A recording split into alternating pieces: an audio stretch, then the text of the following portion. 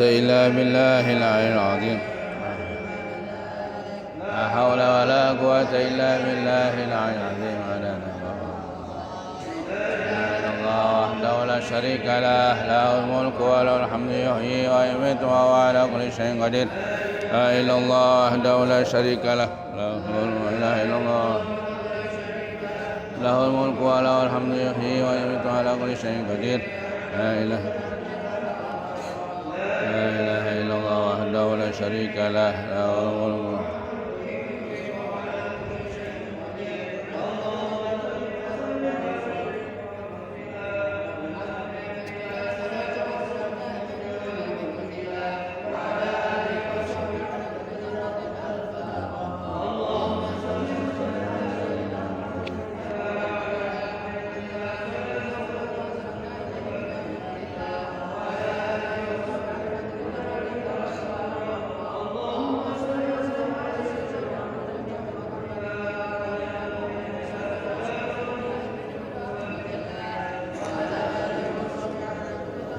ألف ألف مرة.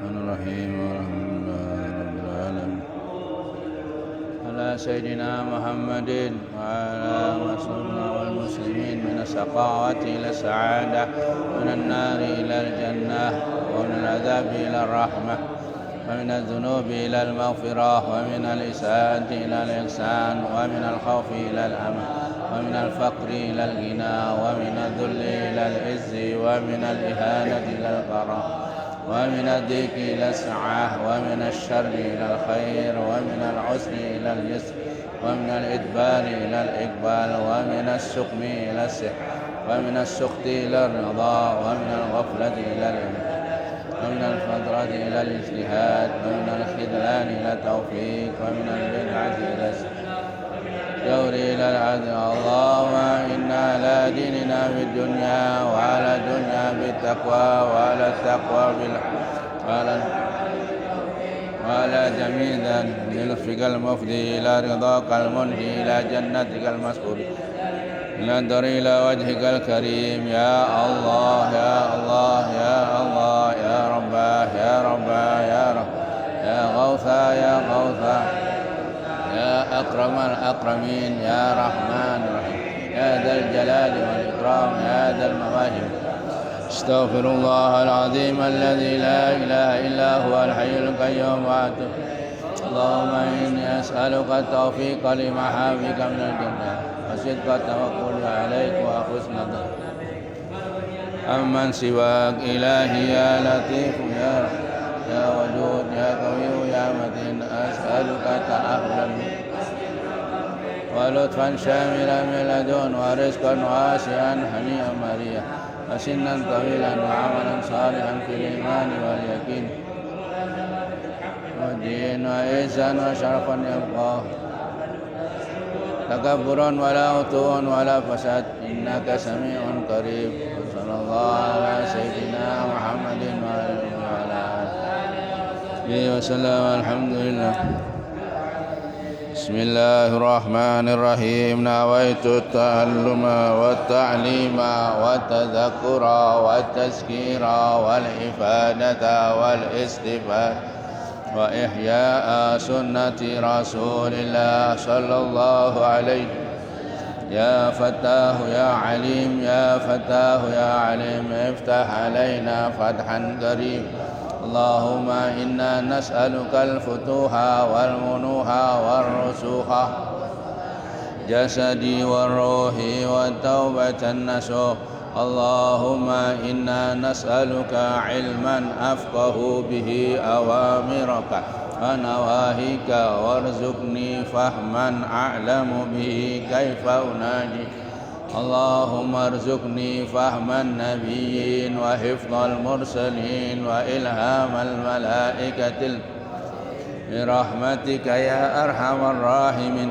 اللهم أكرمني بنور الفهم وأخرجني من ظلمات وافتح لي أبواب رحمتك وانشر علي حكمتك يا وصلى الله على سيدنا محمد وعلى آله وصحبه وسلم والحمد لله رب العالمين بسم الله الرحمن الرحيم الحمد لله رب العالمين وبه نستعين على أمور الدنيا والدين والصلاة والسلام على أشرف الأنبياء والمرسلين سيدنا محمد وعلى آله وصحبه أجمعين سبحانك لا علم لنا إلا ما علمتنا إنك أنت العليم الحكيم رب اشرح لي صدري ويسر لي أمري واحلل عقدة من لساني يفقه قولي.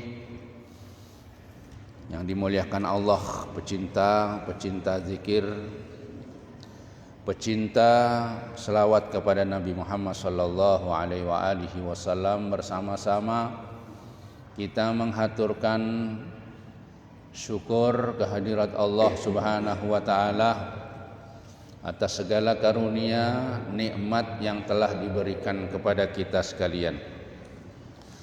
Selawat dan salam mudah-mudahan selalu tetap dilimpahkan kepada junjungan kita Nabi besar Muhammad sallallahu alaihi wasallam beserta keluarga, sahabat, kerabat dan orang-orang yang selalu mengikuti, mencintai sampai hari kiamat. Amin ya rabbal alamin. Al-Habib Abdullah bin Alawi Al-Haddad dalam hal ini menjelaskan tentang pemeliharaan hati.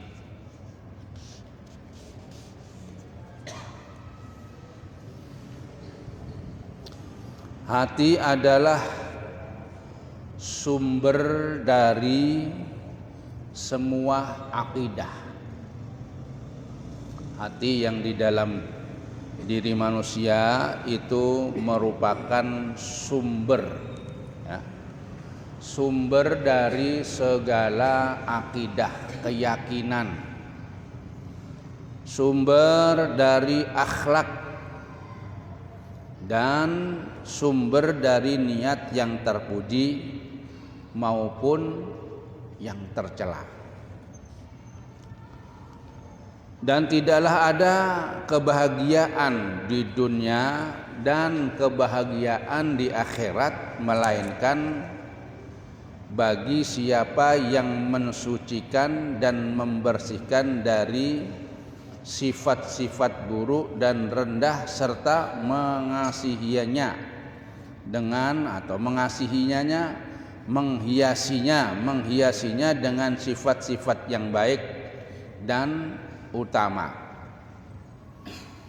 Jadi kebahagiaan dunia yang didambakan oleh semua orang dan kebahagiaan akhirat yang didambakan oleh orang-orang yang beriman itu hanya didapati bagi orang yang bisa mensucikan dan membersihkan hati dari sifat buruk, sifat rendah, serta dihiasi hati itu dengan sifat-sifat yang baik dan sifat-sifat utama. Jadi hati ini adalah sumbernya ya, sumbernya. Firman Allah Subhanahu wa taala, wa nafsin wa ma sawwaha fa alhamaha fujuraha wa taqwaha qad aflaha man zakkaha wa qad khaba man dassaha. Dan jiwa serta penyempurnaannya, maka Allah Subhanahu wa taala mengilhamkan kepada jiwa itu, ini hati ya, jalan kefasikan dan ketakwaannya. Jadi dari situlah sesungguhnya beruntunglah orang yang mensucikan jiwa, dan sesungguhnya merugilah orang yang mengotorinya. Nah, ini berdasarkan firman ini. Jadi beruntung ya orang yang bisa mensucikan hatinya, membersihkan hatinya dari kotoran-kotoran akhlak yang buruk. Kemudian sesungguhnya akhlak yang tercela dan sifat-sifat yang jahat itu banyak terdapat di dalam hati. Begitu juga akhlak yang terpuji dan sifat-sifat yang baik yang harus dimiliki oleh orang mukmin banyak terdapat di dalam hati. Jadi sumbernya dalam hati ini, yang baik, yang buruk ada di dalam sini.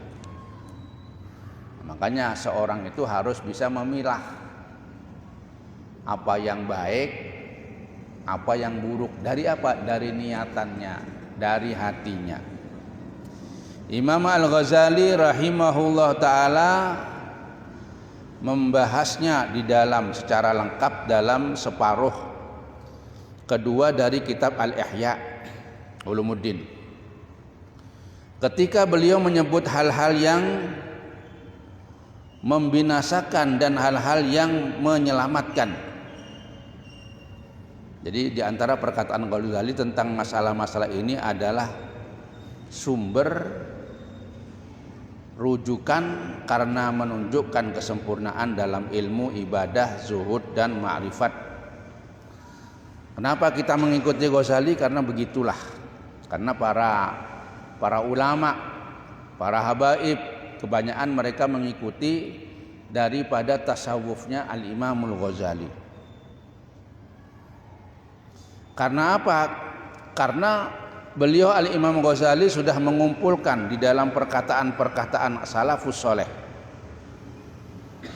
atau pemuka-pemuka ahli makrifat, ulama muslimin yang datang sesudahnya telah mengikuti jejaknya dan mengambil dari cahayanya, dan mereka itu berasal dari berbagai penjuru dan negeri. Jadi pengikut Imam Ghazali ini di seluruh dunia dari mana-mana. Jadi beliau sudah dikenal.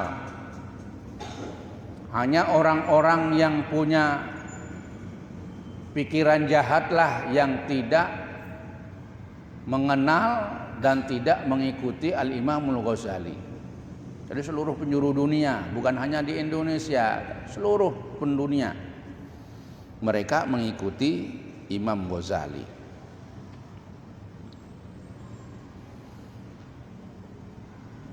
Jadi kalau kita untuk lebih tahu lagi bagaimana ya telaahlah.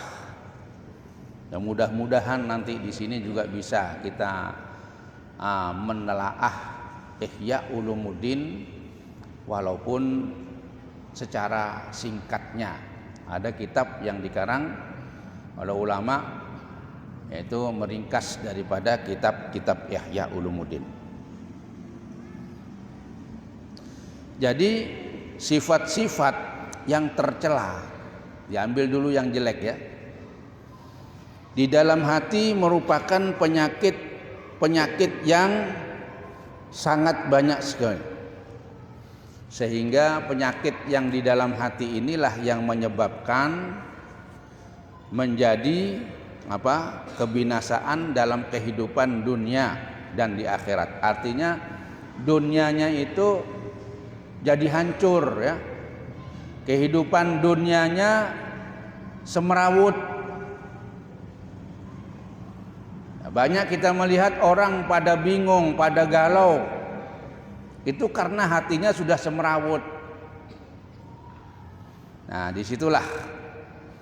Oleh sebab itulah orang mukmin harus mengobati hatinya dan berusaha untuk menghasilkan kesehatan dan keselamatan baginya. Karena tidak ada yang selamat kecuali siapa yang mendatangi Allah dengan hati yang bersih, ya. Jadi kita orang yang beriman, kita orang yang percaya kepada Allah, kita harus mengobati yang sakit dalam hati ini. Bukan hanya penyanyi ya, sakitnya di sini, enggak itu. Ya memang betul ya. Tapi itu harus diobati. Jangan sakit terus enggak diobati. Tambah sakit nanti. Nah, kehidupan dunia ini banyak sekian persen orang yang sakit daripada orang yang enggak sakit. Hatinya ya.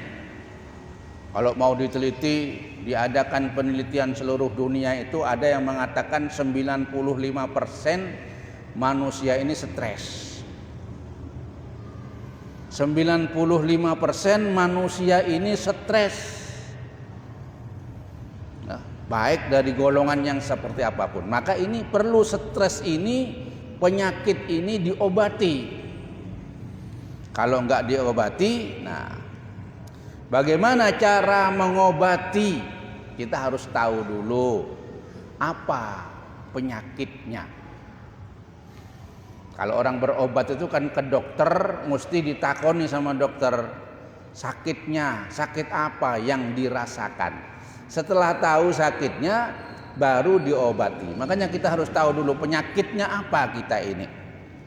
Nah, jadi Al-Imam Al-Habib Abdullah bin Alawi Al-Haddad, beliau akan sedikit menjelaskan penyakit hati agar kita itu bisa mengobati. Kalau nggak tahu sakitnya, sulit ngobatinya ya. Berbagai penyakit hati, yang pertama,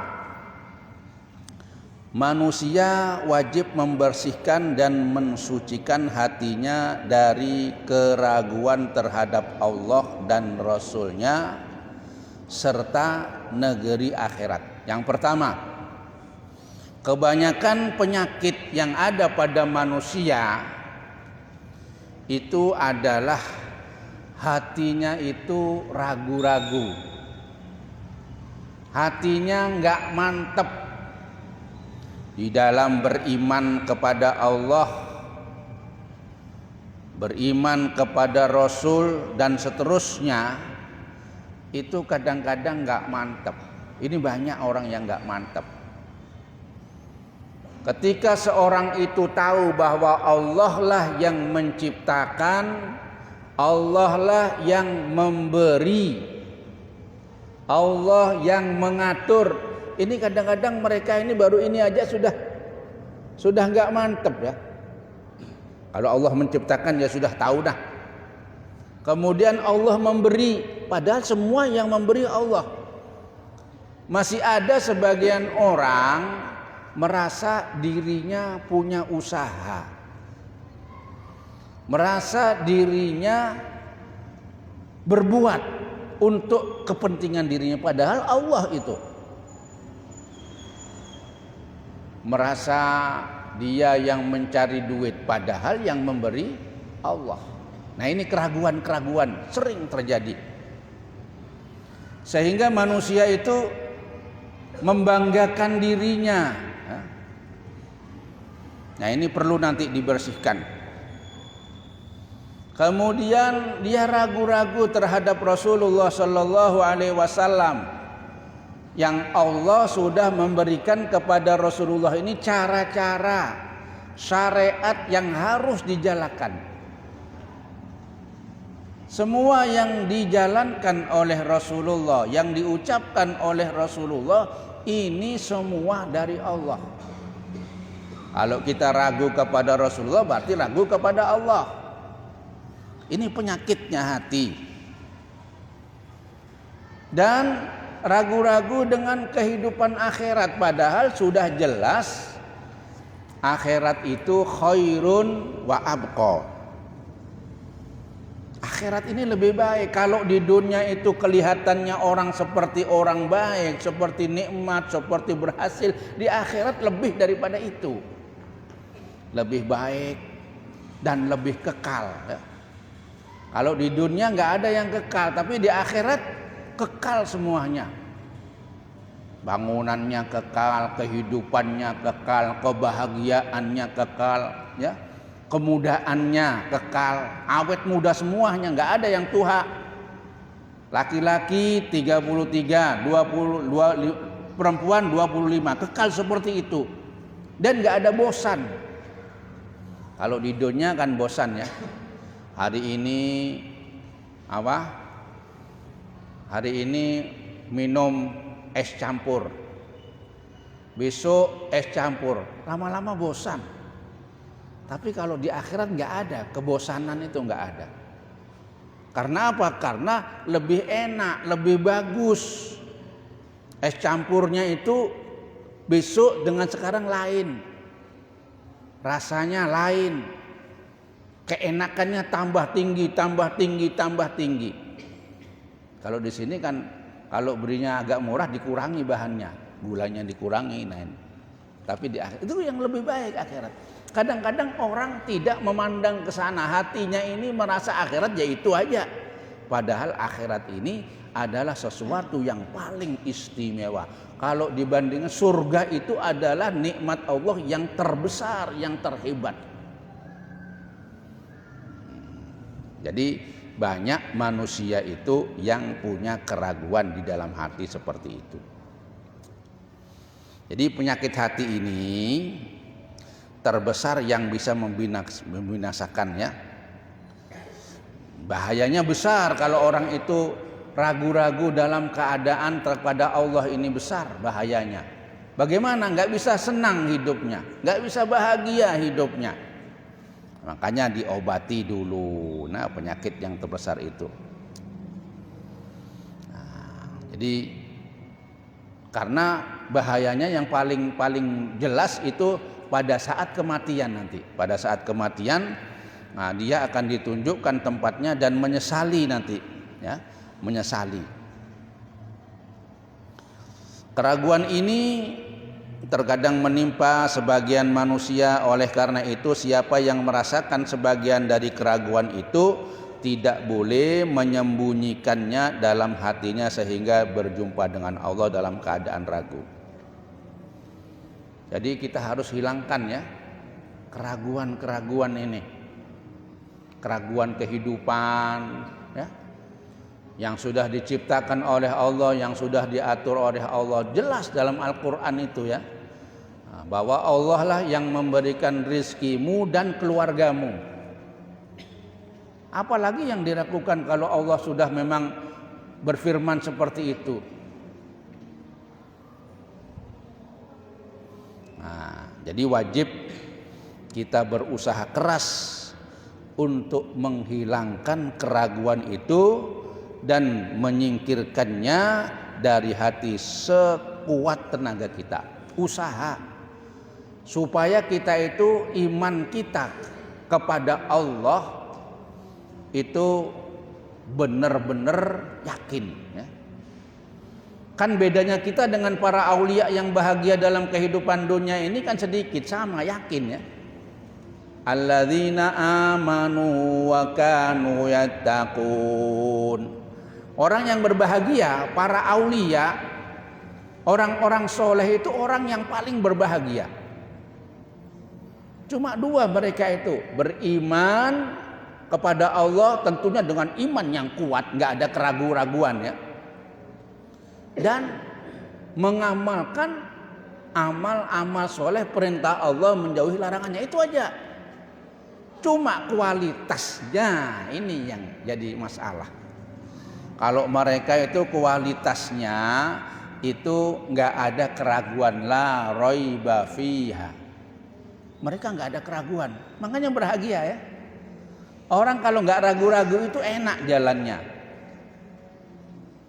Sampean ke Tanjung naik sepeda motor dengan mantep, nggak ragu-ragu, nggak takut ada cegatan, nggak takut ada razia, mantep, enak jalannya. Tapi kalau jalan dari sini ragu-ragu, ada razia kah ini? Ada. Nah, ini jalannya nggak bisa tenang. Begitu manusia itu seperti itu. Kalau mereka orangnya itu mantap, nggak ragu-ragu, itu bahagia hidupnya. Tapi kalau ragu-ragu, ya kurang bahagia lah. Bukan nggak bahagia, ya bahagia cuma kurang bahagia. Nah, makanya kita berusaha untuk menghilangkan keraguan ini dengan sekuat tenaga kita. Untuk menghilangkan ini ada tindakan yang paling berguna, ialah bertanya kepada para ulama yang mengerti tentang Allah Subhanahu wa taala dan agamanya. Mereka, kita itu kalau ragu-ragu dalam kehidupan, keraguan kepada Allah, datang kepada ulama. Datang kepada orang-orang yang soleh, ya. Bertanya apa yang sampean nggak ngerti, apa yang menjadi keraguan sampean, tanyakan. Jangan malu bertanya. Kan di dalam kata mutiara dikatakan malu bertanya, sesat di jalan, kan begitu. Itu bukan hanya untuk orang-orang yang berindah, ini orang yang dalam menjalani kehidupan. Orang menjalani kehidupan kan berjalan di dalam, ya harus tanya kalau ragu-ragu. Harus tanya kepada para ulama. Ulama yang bagaimana? Ulama yang ma'rifat, yang mengerti tentang Allah, yang kenal kepada Allah, cirinya, dan orang yang mengerti tentang agama Allah. Jangan sembarangan tanya. Jangan sembarangan bertanya kepada orang yang nggak ngerti, nanti jawabannya itu salah. Tanya yang mengerti. Kemudian yang memiliki keyakinan kuat, para aulia ya. Tapi sekarang kan jarang ketemu para aulia itu. Ya boleh sebagai gantinya pecinta-pecinta aulia yang ada sedikit kemiripannya, walaupun dalam pakaiannya aja.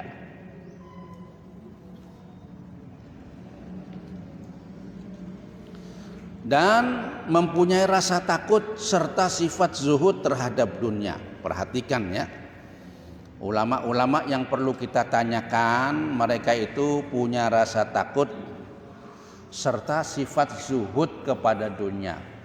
Nggak terlalu ngurusi dunia, itu nggak terlalu. Ada orang ulama tapi dunia aja yang diurus, sibuk dengan dunia. Nah ini nanti kalau jawabannya itu condong ke dalam dunia, karena kesibukannya dia di situ, atau nggak bisa jawab karena sibuk. Ya walaupun jarang kita menemukan orang seperti ini pada zaman akhir itu, tapi tetap kita harus bertanya. Ya kalau kita sudah ngerti, belajar tiap hari mengerti, ya alhamdulillah. Kalau nggak ngerti, jangan kita malas untuk bertanya. Jika tidak menemukan satu orang pun dari mereka, hendaknya ia melihat dalam kitab-kitab yang mereka susun mengenai ilmu tauhid dan keyakinan. Jadi seandainya pada zaman sekarang kita itu tidak bisa bertanya kepada para wali, kita cari kitab-kitab mereka. Makanya baca buku itu harus kita ketahui bahwa penulis daripada buku itu adalah mereka orang-orang yang soleh. Misalnya seperti Al-Habib Abdullah bin Alawi Al-Haddad yang tidak diragukan lagi kehebatannya. Gak mendapati orangnya, mendapati bukunya. sama. Lah untuk urusan menulis buku ini gampang ya.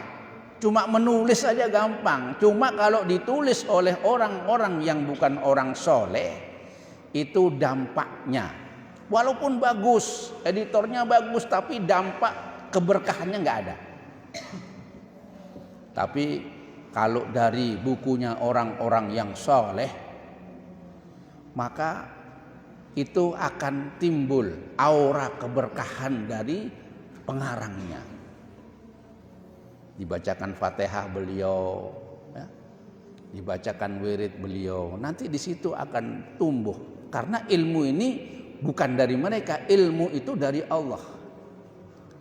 Innamal ilmu indallah.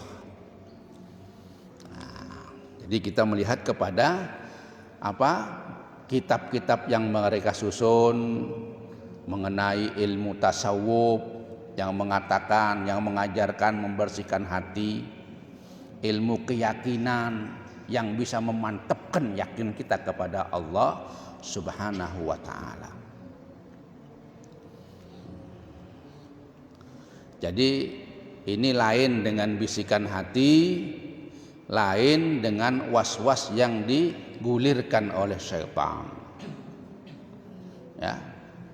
Karena setiap saat syaitan ini dan seluruh kroni-kroninya minal jinnati wan nas ini selalu menggulirkan ketidakpastian,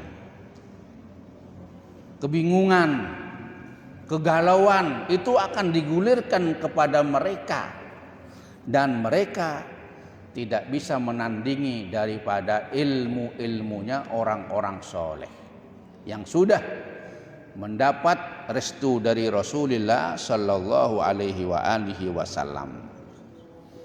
Nah, ini ya. Jadi yang pertama, untuk membersihkan hati dari penyakit-penyakit, maka kita ketahui dulu apa penyakit itu, kemudian bagaimana cara kita mengobati penyakit itu. Insya Allah akan menjadi bersih, akan menjadi mantap, akan hilang keraguan-raguannya, dan menjadi orang yang bahagia di dunia, bahagia di akhirat juga berbahagia.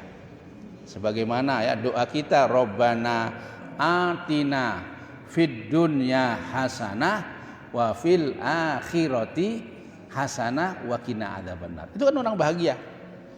Dunianya enak, ya Allah, rumah bagus, kendaraan bagus, bini bunga, kan gitu kan? Kan seneng ya?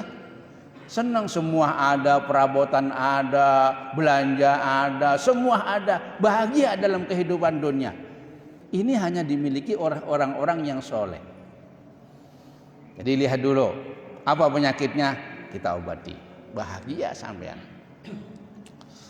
Nah, disitulah ya, mudah-mudahan Allah Subhanahu wa ta'ala memberikan pertolongan kepada kita sekalian, menjadikan kita orang-orang yang selalu bahagia dalam kehidupan dunia, lebih-lebih dalam kehidupan akhirat. Amin ya rabbal alamin. Allahumma ja'al subhana hadza ma subha sholihin. Ya Allah, jadikanlah pagi hari kami ini pagi harinya orang-orang yang soleh. Amin ya rabbal alamin. Ya rabbana tarafna bi annana tarafna wa annana la ladha ashrafna fatub alaina taubah tawsil kulla hawbah wastur lana al-awrati wa aminir rawati wa ghfir li walidina rabbi wa mauludina wal ahli wal ikhwan masairil khillani wa kulli dhi mahabbah أو جيرة أو صحبة والمسلمين أجمع آمين رب اسمع فضلا وجودا لا باكتساب منا بالمصطفى رسوله الله بكل سول صلى وسلم ربي عليه عد الحب وآله وصحبه عداد تصي صحبي والحمد لله في البدء والثناء.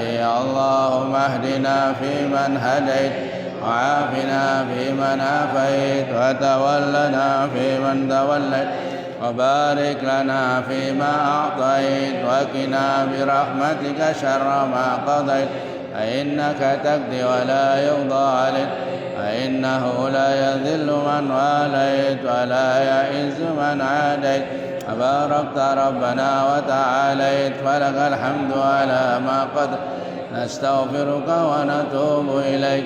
وصلى الله على سيدنا محمد النبي الأمي وعلى آله وصحبه وسلم. الحمد لله رب العالمين. تقبل الله منكم منا